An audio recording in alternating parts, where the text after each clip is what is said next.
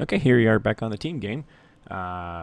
Since last time, UK 3, so Japan 3 bought 2 fighters and a bomber, and they consolidated their fleet back here into 61. Got their units kind of a little bit more consolidated together. I think they attacked there. I think I had a unit there that they failed to take the territory. So that's where they're at. They got 44 IPC depth that they can buy with next turn, which is going to give some decent headaches. But right now I think we're still fitting pretty good.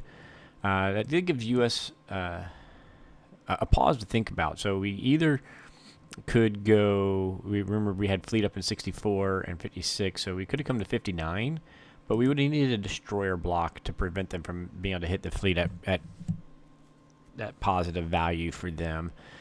So coming down here to 52, that gives 2 entranceways into the Philippines. He's only got 1 destroyer, so he'd have to use a carrier or a battleship to block us from being able to take, from being able to go for the Philippines. And more importantly, US 4, UK 5, our goal is to unite the 2 fleets, and then with the fleets united, be able to then do, whatever it is that we want to do down here. So with his 44 IPC, the most attack strength he could get would be to buy 6 subs and a destroyer. So that's 14 attack power if you go that way. That would be 7, 14, 28 attack strength. The other option would be, 2 fighters, 2 bombers, would be a 14 attack strength, but it would only be 22 attack power. It'd only be 22 attack strength. I know I'm using my terminology and mixing up my own terminology. So anyways, whole point being, we did the calculator if he bought 6 subs and a destroyer with that 44 IPC, because that is the most attack strength odds that he could add to that battle.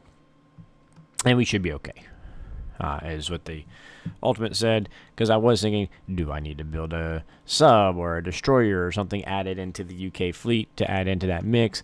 But when we get these guys combined with these guys, we should be good. The only thing with that is that's taking our fighters away, so then this is getting thin, and he's still got his battleship doing his thing over here, so we do got to be a little bit careful in that regard. So we got to be careful that we don't mess this up.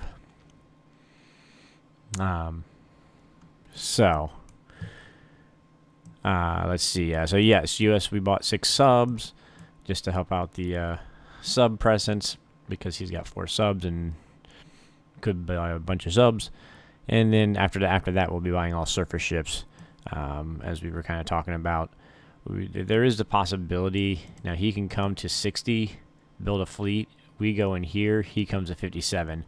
That's something that on J5. So J4, he builds here. J5, he's here, and then he's putting immediate threat on our West USA, and we can't do anything to block him building or anything. So we're gonna have to build enough to here, and then he's also threatening, of course, down here, getting into Mexico, Alaska, a lot of things. So he could hit Alaska, come back. They could go to Alaska when we go down this way. So it is a little bit dangerous when we go in this way, and I'm really curious to see what they end up doing. Do they make a move this direction? Good news is they only got the 1 transport.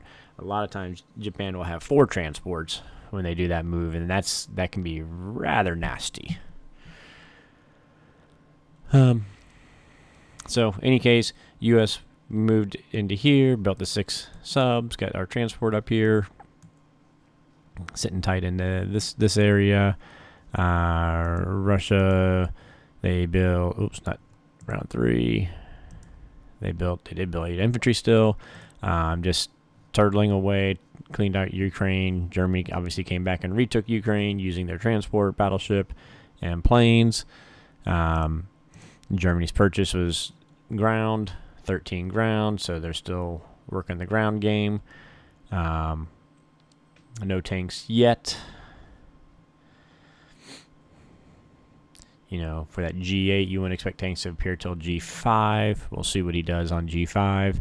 That'll tell us if he's thinking about that G8 timing. But the reality is we're going to be able to hold West Russia in G5. So that G8 timing, a lot of times, is expecting you to stack West Russia G5, Caucasus G6, build G7, attack G8.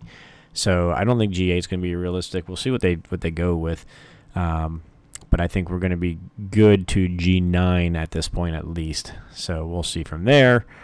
Hopefully we can draw some more units down this direction. So we'll see. So my play, we got a transport. US has a transport. So we can either take these two, and then only the 2 fighters can hit me. We could come up to C Zone 3 and take these two. And again, only the 2 fighters would be able to hit us. So we'd have a little bit of flexibility with our boats there. We could go UK up here, hit Arch to make sure that this goes safely and, you know, Russia's safe, and then have US come down here to Morocco. And let US take Morocco. That would be and start, you know, working on the Africa recovery.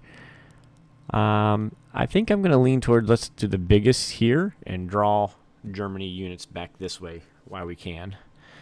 So that's what we're going to do.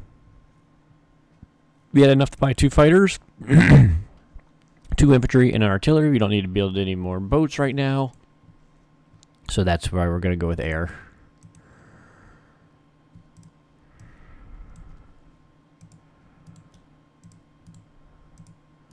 I'm hoping to go for a stack over here. I could use fighters, but I want the fleet to go this way. I need at least 2 of the fighters to go with me this way, and 2 of the fighters to stay in India.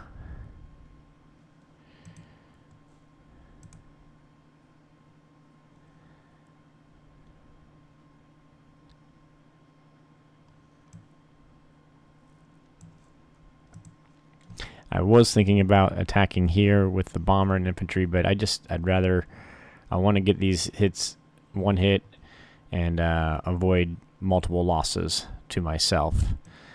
Worst case, if we have to, we can use a transport to bring in an extra infantry or whatever we got to do. Hopefully not, though. Hopefully we don't have to. I'd rather bring the transport down here and grab these guys and bring them back to the mainland, or take New Guinea or something good, positive.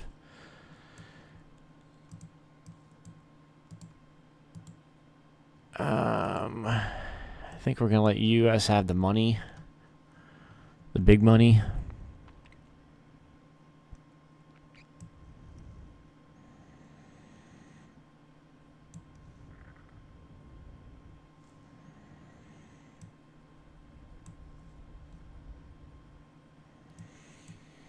Come on, let's take Egypt without any hits.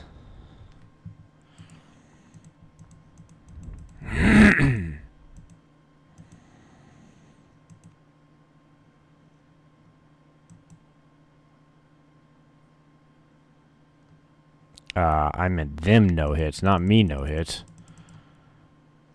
Erg.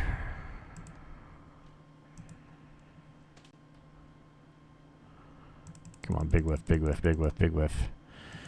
Alright, I gotta pull out the calculators here for a minute and see how we're gonna do with that. So the good news is if US fighter can come down, the tank can come in here. We can move the AA in. But do we need to bring others in or not? He'll have 4 infantry, a fighter these guys can't reach, and a battleship. So let's think about that real quick. Yeah, looks like we'll be alright there. No bombers, right? 1, 2, they can't reach, they can't reach. Just double check and make sure I didn't goof up. Only this guy can reach them. Only those 2 fighters can reach. We're gonna bring these guys on down.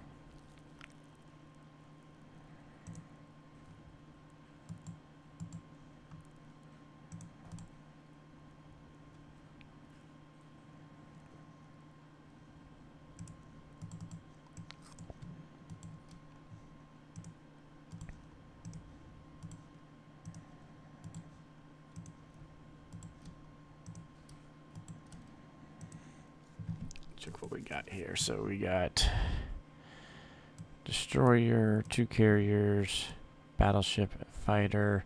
So that's 4, 5, 6. He can send 4 fighters, 2 bombers. But I don't think he wants to do that. That'd be a pretty even Steven trade. And I don't think he wants to do an even Steven trade with the UK at least.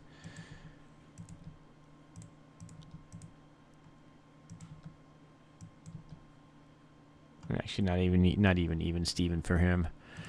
And let's double check this. So if he was to go out India with his transport, he'd have an infantry and artillery. And he would have 4 fighters, 2 battleships. Bombers do not count. 1, 2, 3, 4, 5, because he didn't take that. And let's see. We've got an infantry and a tank there. We're going to 2 fighters and a bomber. So infantry, tank, 2 fighters and a bomber. We're going to add an infantry and an artillery and a fighter. And that gives him exactly 13% chance. I'm comfortable with that. I wonder if we take the tank out. Can we move advance the tank? I'd like to move the tank out.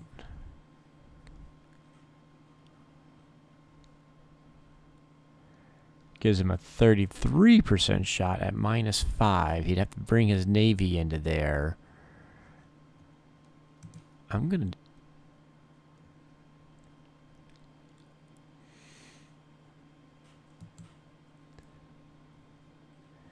I'd like to put him here.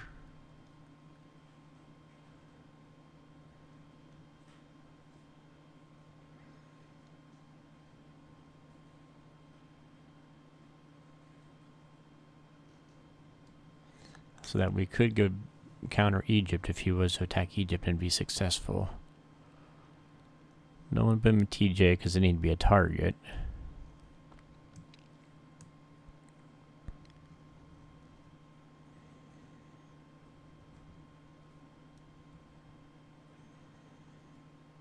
I don't want to give this free.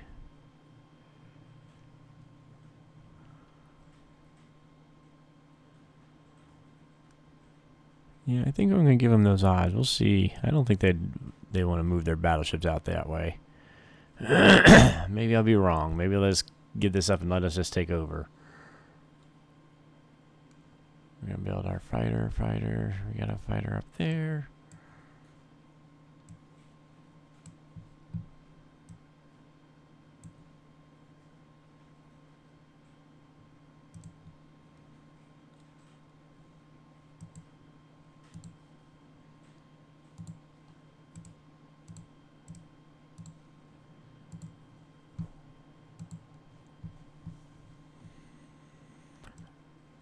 I'm battling this head cold, and so my head's not fully focusing. Something doesn't feel quite right, but I'm sure I'll find out the hard way. Alright, till next time.